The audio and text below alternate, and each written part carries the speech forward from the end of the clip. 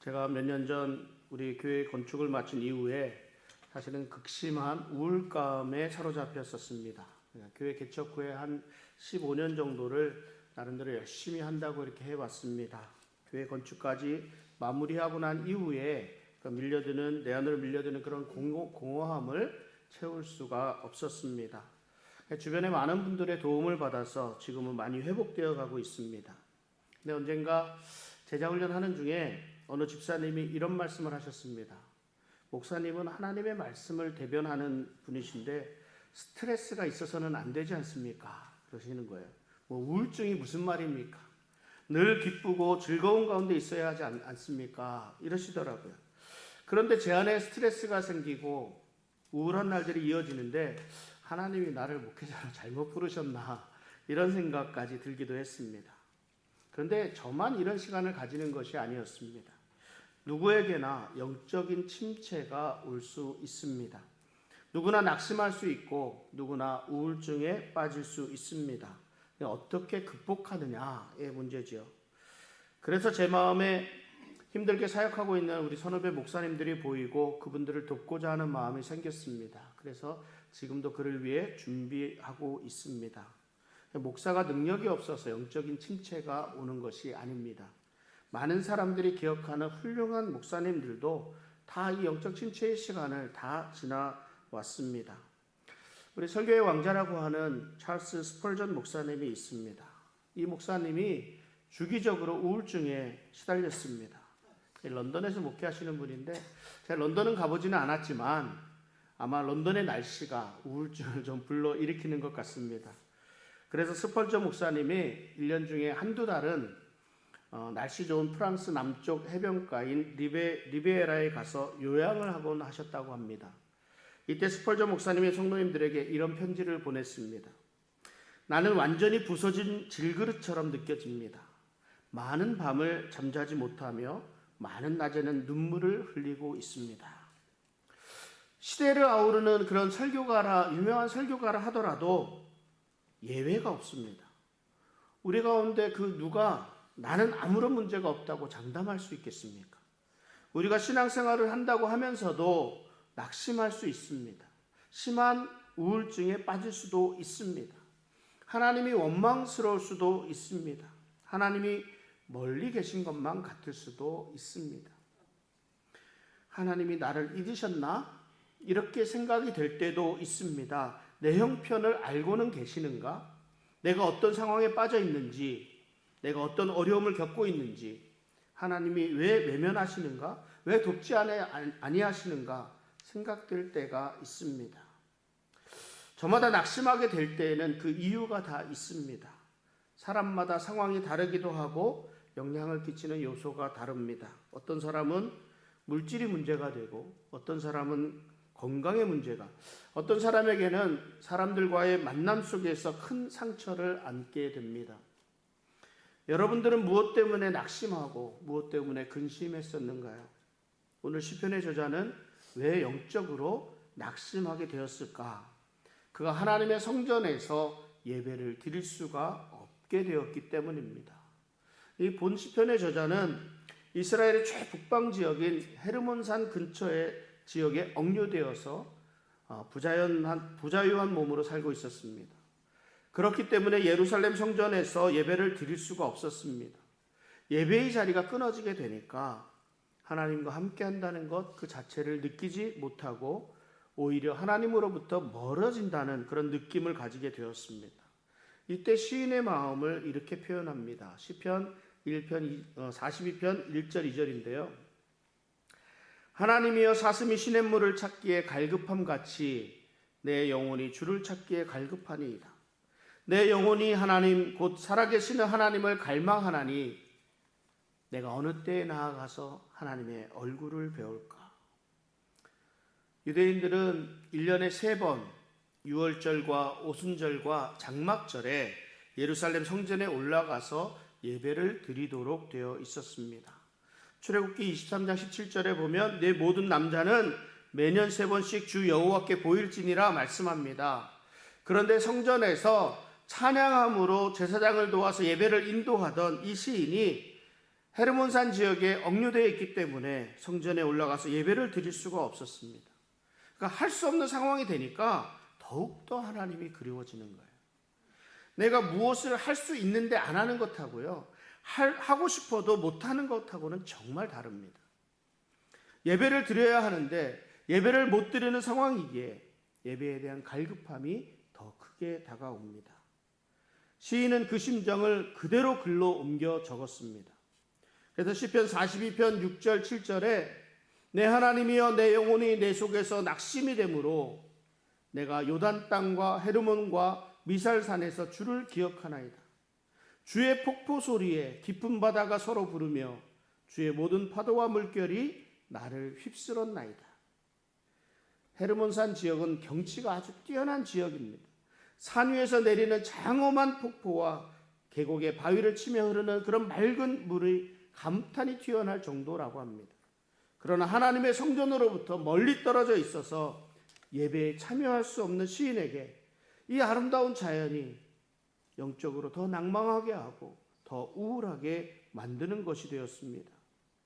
우리 삶에서 가장 중요한 일이 예배 드리는 일입니다. 우리는 일주일 살아가는 가운데 무엇을 중심에 두고 살아갑니까? 우리에게는 우리 각자 살아가는 삶의 방식들이 있습니다. 매일매일 반복되는 그런 삶의 모습들이 있습니다. 무엇이 우리 삶의 중심이 되어 돌아가고 있습니까? 예배가 중심이 되어야 합니다. 성령이 충만한 예배를 통해서 하나님을 만나고 하나님을 경험합니다. 하나님이 나의 하나님이 되시고 하나님이 이 땅을 주관하시고 하나님이 나의 길을 열어주십니다. 이러한 믿음으로 살아가는 삶이어야 합니다. 그런데 많은 분들이 그렇지 못하죠. 하나님을 찾지 못하고 바쁜 세상의 일정 속에서 빠져서 살아가게 됩니다. 결국 몸과 마음이 피폐해지고 낙심하고 우울하게 되는 겁니다. 우리가 예배 가운데 있어야 하나님이 허락하시는 영적인 힘을 통해서 일어설 수 있습니다. 이것을 놓쳐서는 안 됩니다. 영적 침체에 있는 사람들에게 가장 두려운 말이 무슨 말이에요? 네 하나님이 어디에 있느냐는 말입니다. 이 말은 하나님을 믿고 있는 우리에게는 분명히 조롱적인 말이에요. 그런데요, 이 말이 정말 그러네. 하나님이 어디 계실까? 하나님이 계시긴 한 것일까? 이렇게 되면 우리로 하여금 의심하도록 만들기 때문에 이것이 문제가 되는 겁니다.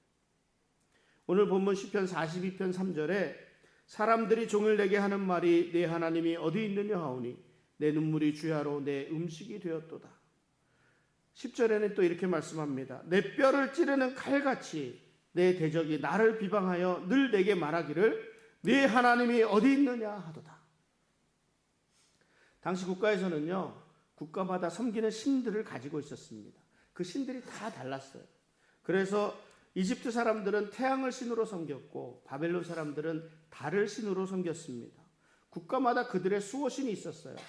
강대국과 약소국을 무엇으로 구분했냐면 강한 신을 섬기고 있는 나라가 강대국이었습니다. 바벨론이 이스라엘 백성들을 포로로 잡아갈 때 그래서 너희 이스라엘의 하나님이 힘이 없어갖고 우리가 섬기는 마덕보다 힘이 약하니까 지금 너희를 보호할 수 없다. 이렇게 조롱하기까지 했습니다. 너희 하나님이 어디 계시냐? 하나님이 계신다면 어떻게 너희에게 이런 일이 있을 수 있었겠느냐?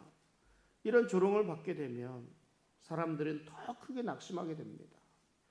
그런데 마음이 상하게 되면 아무것도 보지 못합니다. 내가 가진 육신의 눈으로도 보지 못하고 마음으로도 보지 못하고 영의 눈으로도 보지 못합니다. 이렇게 아무것도 볼 수 없는 때에 무엇인가를 결정하고 무엇인가를 행하고자 하니까 늘 실수하고 실패하고 마는 것입니다. 상한 마음으로 기도를 하려니까 기도에 응답이 되지 않습니다. 내 처지를 한탄해서 부르짖습니다. 아무것도 할 수 없는 내 자신이 원망스러워서 소리내어 기도합니다. 시편 22편 2절에 내 하나님이여 내가 낮에도 부르짖고 밤에도 잠잠하지 아니하오나 응답하지 아니하시나이다. 아무리 부르짖어도 아무리 눈물을 흘리며 호소해도 하나님의 음성을 들을 수가 없습니다. 세상 사람들로부터는 계속해서 조롱을 받습니다. 그러면 어떻게 됩니까? 사람들이 무엇이라 합니까? 네가 그렇게 열심히 신앙생활을 하면 못하냐? 그렇게 열심히 믿는데 신앙생활 하는데 되는 일이 하나도 없지 않느냐. 그럼 둘 중에 하나 아니겠느냐. 네가 믿는 하나님이 무능한 하나님이든지 네가 믿는 하나님이 아예 존재하지 않든지 말이다. 요즘에는 한 단계 더 나가서요. 개인적으로 조롱하는 것도 있지만 기독교 자체를 조롱하는 말도 많이 듣게 됩니다. 교회가 무엇하는 것이며 교회의 정체성을 가지고 비판하기도 합니다. 이런 소리 듣게 되면 민망해서 고개를 들을 수가 없습니다. 사람들이 교회의 잘못을 비판하는 소리 들으면요. 기분이 안 좋습니다. 사람들이 내 아버지, 어머니 욕하고 내 형제 욕하는 소리 좋아할 사람이 누가 있겠습니까?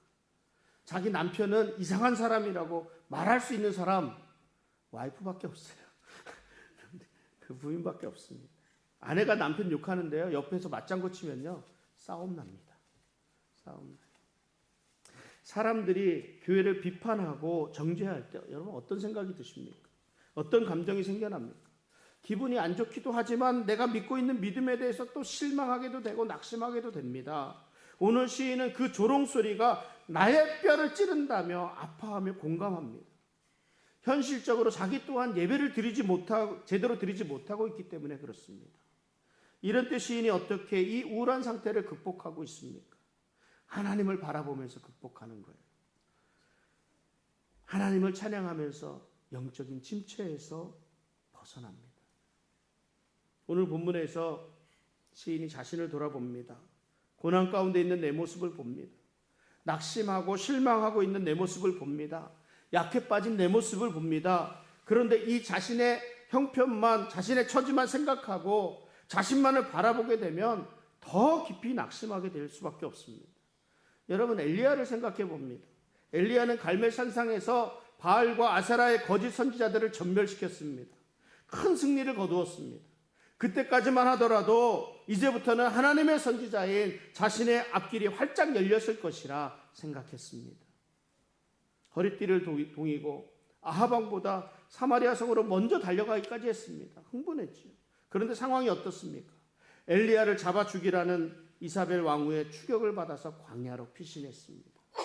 승리에 취해 있던 엘리야는 로뎀나무 아래에서 하나님에게 죽기를 간구합니다. 이 말씀이 열왕기상 19장 4절 말씀인데요. 제가 읽어보겠습니다. 자기 자신은 광야로 들어가 하루길쯤 가서 한 로뎀나무 아래에 앉아서 자기가 죽기를 원하여 이르되 여호와여 넉넉하오니 지금 내 생명을 거두시옵소서. 나는 내 조상들보다 낫지 못하니이다. 죽음에 쫓기는 자신의 모습을 보며 죽여주기를 바라는 이 엘리야의 모습이 남의 일이 아닙니다. 우리는 연약합니다. 우리가 어려운 일을 당하게 되면 내 처지와 형편을 볼 수밖에 없습니다. 그러다 보면 낙심하게 되고 스스로 자신은 불행하다고 생각합니다. 그러나 우리의 믿음을 가진 사람들은 달라야 합니다. 믿음의 사람들은 비록 우리의 처지가 아무런 일도 할 수 없는 것처럼 할 수 없는 상황일지라도 우리는 하나님을 바라볼 수 있어야 합니다. 믿음의 눈으로 볼 수 있어야 합니다. 욥기서 35장 10절에 이렇게 말씀합니다. 나를 지으신 하나님은 어디 계시냐고 하며 밤에 노래를 주시는 자가 어디 계시냐고 말하는 자가 없구나. 그렇습니다. 믿음의 사람은 아무리 억울한 일을 당해도 낙심되고 절망적인 상황 속에서도 영원하신 하나님, 합력하여 선을 이루시는 하나님, 최후 승리를 허락하신 하나님을 바라볼 때 한밤중에도 노래를 부를 수 있는 것입니다. 우리가 자꾸 우울하게 하는 것은 우울한 우리 자신을 보기 때문에 그렇습니다. 연약한 내게서 무엇을 볼 수 있겠습니까? 오히려 불가능한 것만 확인할 뿐입니다.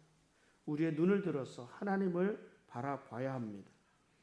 내가 할 수 없는 일들을 만나게 될 때, 나를 실망시키는 일들이 계속해서 일어날 때, 나를 둘러싸며 다가오는 두려움과 외로움 속에서 우리가 할 수 있는 일은 오직 주님만 바라보는 일입니다.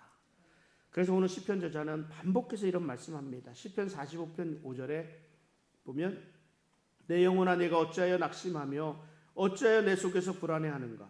너는 하나님께 소망을 두라. 그가 나타나 도우심으로 말미암아 내가 여전히 찬송하리로다. 또 반복해서 11절에 또 말씀합니다. 내 영혼아 내가 어찌하여 낙심하며 어찌하여 내 속에서 불안해하는가. 너는 하나님께 소망을 두라. 나는 그가 나타나 도우심으로 말미암아 내 하나님을 여전히 찬송하리로다.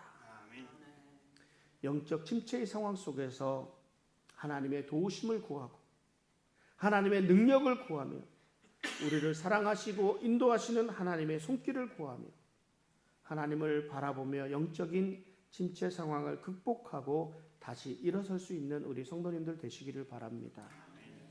하나님을 바란다는 것은 또 다른 의미는 우리를 구원하시는 하나님의 손길을 기대하는 마음, 소망을 품음으로부터 우리가 영적인 침체에서 벗어날 수 있다는 것입니다.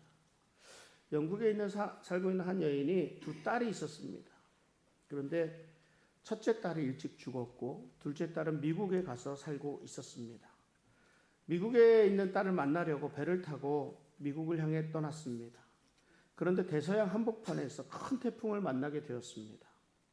배에 타고 있던 승객들은 모두가 다 두려움과 공포에 떨고 있었습니다. 그런데 이 여인은 너무나도 침착했습니다. 태풍이 지나가고 바다가 평온해지자 사람들이 이 여인에게 궁금해서 이 여인에게 물었습니다. 어떻게 그렇게 침착할 수 있었습니까? 이 여인이 대답합니다. 내게는 두 딸이 있었는데 하나는 천국에 있고 하나는 미국에서 살고 있습니다. 배가 무사히 미국에 도착하면 미국에 살고 있는 내 딸을 만날 것이고 배가 침몰해서 내가 죽게 되더라도 천국에 있는 딸을 만나게 될 것이니까 두렵지가 않았습니다. 하나님 나라의 소망을 두고 있는 사람은 세상의 일에 일희일비하지 않습니다. 그러나 현실의 삶이 너무나 절망적인 사람들은 과거를 돌아보게 됩니다. 현실의 고통이 너무나 크기 때문에 지난날 행복했던 시간들을 돌아보며 위로를 받으려고 합니다. 무엇이라고 합니까? 그때가 좋았지. 그때가 좋았지. 그런데 정말 그때가 좋았습니까? 사실 그렇지 않은 경우가 더 많습니다. 그때가 실제로는 그렇게 행복했던 시절이 아니었습니다. 그럼에도 불구하고 지나온 세월은 다 행복하고 좋았던 것처럼 보입니다. 이스라엘 백성들이 애굽에서 탈출해서 광야에서 살게 되었습니다. 처음에는 노예 생활에서 해방되었다고 춤추며 찬양하던 사람들이었습니다. 그러나 광야 생활에서 지치게 되니까 이들이 자주 하던 말이 무엇이었습니까? 그때가 좋았지. 애굽에 있었더라면 우리가 물이 없어서 죽지는 않았겠지. 애굽에 있었더라면 고기도 충분히 먹었을 텐데. 사실 애굽에 있었을 때는요, 심한 노동에 시달려서 견딜 수 없었던 고통스러운 시간들이었습니다. 과거의 고통은 생각하지 못하고 편안했던 것들, 내 입에 즐거웠던 것들만 생각하게 되니까 그때가 좋았지 이러는 거죠. 현재의 삶이 너무 힘드니까 과거를 생각하게 되고 현실을 도피하게 됩니다. 그렇게 되면 자기 연민에 빠지게 되는 거예요. 내 삶이 너무 불쌍합니다. 이렇게 사느니 차라리 죽는 것만 못하다 생각을 하게 되는 거죠. 자신의 삶이 불행하다고만 생각하게 됩니다. 근데 오늘 시인 보세요. 오늘 시인도 과거를 돌아봅니다. 행복했던 시절을 생각합니다. 4절 한번 같이 볼까요? 내가 전에 성회를 지키는 무리와 동행하여 기쁨과 감사의 소리를 내며 그들을 하나님의 집으로 인도하였더니 이제 이 일을 기억하고 내 마음이 상하는도다. 과거에 행복했던 시절을 생각할 때 마음이 상했지만 과거에만 집착하지는 않았습니다. 지난날 자신의 삶을 지켜주셨던 하나님이 현재의 삶 속에서도 인도해 주실 것이고 미래의 삶 속에서도 지켜주시고 인도해 주실 것을 확신했습니다. 그래서 이렇게 고백하는 거예요. 5절에 내 영혼아 내가 어찌하여 낙심하며 어찌하여 내 속에서 불안해하는가. 너는 하나님께 소망을 두라. 그가 나타나 도우심으로 말미암아 내가 여전히 찬송하리로다. 소망이 하나님께 있으면 낙심하지 않습니다. 소망이 하나님께 있으면 두려울 것이 없습니다. 소망이 하나님께 있으면 어떤 상황 속에서도 절망하지 않습니다. 하나님이 우리에게 예수 그리스도를 통해서 구원의 소망을 심어주셨습니다. 낙심하지 말고 확신과 용기를 가지시기 바랍니다. 영적인 침체에서 벗어나 참 자유를 누릴 수 있는 우리 성도님들 되시기를 바랍니다. 하나님을 바라는 삶, 소망을 품고 살아가는 그리스도인의 삶은 그 삶이 긍정적일 수밖에 없습니다. 그래서 자신을 긍정적으로 볼 수 있으면 좋겠습니다. 혼잣말이라는 거 있죠. 혼잣말. 아무도 없는 곳에서 혼잣말을 하면요, 자칫 오해를 받죠. 요즘에는 누가 막 혼잣말을 해도 막 혼자서 막 말을 해요. 전에는 좀 이상한 사람이었습니다. 요즘에는 뭐예요? 전화를 거는 거더라고요. 전화하고 있어요. 혼자 막 이러는. 근데 이거 아십니까? 생각보다 혼잣말을 하는 사람이 정말 많습니다. 정확하게 말하면 우리는 모두 자기 자신에게 말을 하면서 살아가고 있다고 합니다. 그런데 다른 사람들하고 말할 때보다 내 자신에게 말할 때 엄청나게 빠른 속도로 엄청나게 많은 말을 하면서 살아간다고 합니다. 무슨 말을 이렇게 많이 할까요? 그런데 사람들이 긍정적인 말보다 부정적인 말을 더 많이 하고 살아간답니다. 스스로를 끌어내리는 부정적인 대화를 많이 나누고 있다고 합니다. 그래서 더 많이 낙심되고 더 우울해집니다. 궁금하지 않으세요? 어떤 말들을 그렇게 많이 하는지? 그래서 어떤 학자가 그래서 연구를 했어요. 무슨 대화를 나누는지. 우리 성도님들에게 어떤 해당되는 말이 있을지 모르겠습니다. 나는 행복할 권리가 없다. 조금만 행복하면 금방 불행이 찾아올 것만 같습니다. 나는 결코 변화될 수 없는 가망 없는 사람이다. 나는 항상 실수해서 일을 망쳐놓는다. 내가 불행한 것은 어쩔 수 없는 일이다. 어떠한 다른 사람으로 인해서, 외부 조건으로 인해서 불행해지는 것이다. 하나님이 어떻게 나처럼 무능력하고 값어치가 없는 사람을 만드셨을까? 어떻게 공감이 가십니까? 공감 안 가면 이건 어때요? 무의식적으로 되는 일 하나도 없네. 이런 말 해보신 적 없나요? 많은 사람들이 무의식적으로 이런 부정적인 대화를 자기 자신과 되풀이하면서 살아가고 있다고 합니다. 그러니까 잘 점검해 봐야 합니다. 내가 내 자신과 어떤 대화를 나누고 있는지를 말입니다. 부정적인 대화를 긍정적인 대화로 바꾸어야 합니다. 조금은요 좀 우스운 것 같지만 내 스스로 내 자신의 모습을 긍정적으로 보면서 이야기할 수 있어야 합니다. 내가 나한테 말을 하는데 그 말조차도 내 자신을 초라하게 만든다면 내 자신에게 너무 미안하지 않습니까? 하물며 우리는 하나님의 부르심을 받은, 구원받은 하나님의 백성으로서 영원한 삶을 보장받은 사람들입니다. 하나님 앞에서의 내 모습, 하나님의 자녀인 내 모습, 하나님의 구원받은 백성의 모습에 내 생각을 집중할 수 있어야 합니다. 우리가 그리스도인으로 건강하다는 것은 내 마음과 내 생각에 하나님의 말씀으로 가득 채우고 긍정적으로 내 자신과 대화하는 사람, 그렇게 대화를 나눌 수 있는 사람이 건강한 사람이라 할 수 있습니다. 하나님은 나의 선한 목자이십니다. 하나님은 나를 쉴만한 물가로 인도해 주십니다. 하나님은 나를 사랑하십니다.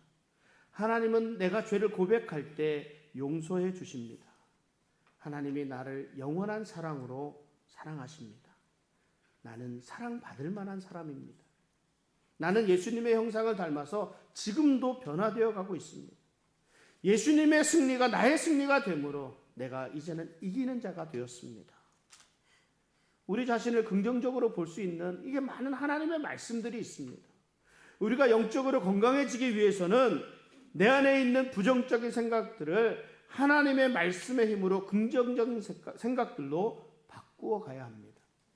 이런 면에서 오늘 시편의 저자가 얼마나 지혜로운지 모릅니다. 시인은 낙심하여 있는 자신을 타이릅니다. 자신에게 하나님을 바라보며 소망을 가지라고 설교합니다. 왜 낙심하고 왜 불안해하느냐? 하나님을 바라보라며 내 얼굴을 도우시는 하나님을 찬송한다고 고백합니다. 말씀을 정리합니다. 여러분은 얼마나 자신과 대화를 나누고 있습니까? 제가 하나님의 말씀을 묵상할 때마다 제 자신을 돌아봅니다. 그래, 맞아. 그래서 그랬지. 스스로 다짐하는 시간들을 가지게 됩니다. 시편 42편 1절에 하나님이여 사슴이 시냇물을 찾기에 갈급함 같이 내 영혼이 주를 찾기에 갈급하니이다 말씀합니다. 저는 사슴이 시냇물을 찾기에 갈급하다는 이 말을 할 때마다 제 마음이 저려옵니다. 마실 물이 없어 목에 갈증이 심한 때를 기억하십니까? 몸에는 열이 나고 입술은 타들어가는데 물을 마실 수 없을 때의 그 간절함을 기억하십니까? 물론 몸에 열이 많이 나서 목이 마를 수도 있습니다. 사막에 물이 없어서 갈증이 있을 수도 있습니다. 그런데 그렇지 않을 수도 있습니다. 제가 특별한 계획이 없이 갑자기 지리산을 등반했던 때가 있었습니다. 그 말씀을 자주 드리는데요. 대학 다닐 때 모여서 책 토론하다가 책에 나온 지리산을 가보는 것이 좋겠다 해서 각자 짐을 꾸려서 기차를 타고 등반을 하러 갔습니다. 밤새 기차를 타고 아침에 지리산 입구에 도착해서 지리산을 오릅니다. 그런데 비는 내리고 가지고 올라간 물은 다 마셔도 마실 물이 없습니다. 비가 와서 물이 많은데요, 마실 물이 없습니다. 산을 오르다 보니까 몸은 지치고 갈증은 심해지잖아요. 그래서 수건에 빗물을 적셔서 짜서 마셔가면서 산을 올라갔던 그런 기억이 있습니다. 물이 많은데 마실 물이 없어요.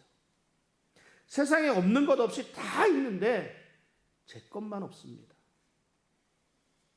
다른 사람들은 다 잘 먹고 잘 사는 것 같은데 저는 왜 이런 거죠?